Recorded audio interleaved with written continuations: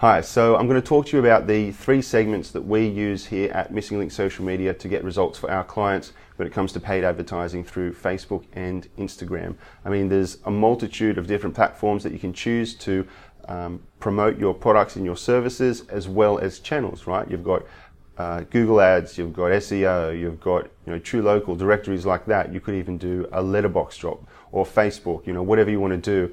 The real strength of social media marketing is that you can reach people before they need your services. So typically in, for example, Google, a lot of people go there when they basically need a solution to a problem. So they might be looking for a plumber, right? So you're going to type in plumber near me, for example. In social media, you're reaching people before they need you. And that's huge because you get the opportunity to build trust, build credibility, build authority, build a relationship with people before they need you. So when they do need you, who they're going to go to. A good reference for this is Chet Holmes. He talks about a demand generation pyramid.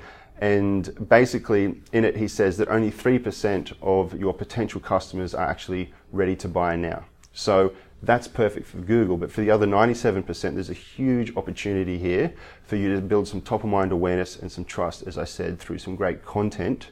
So when they are ready, they go to you, or at least you've got your hat in the ring.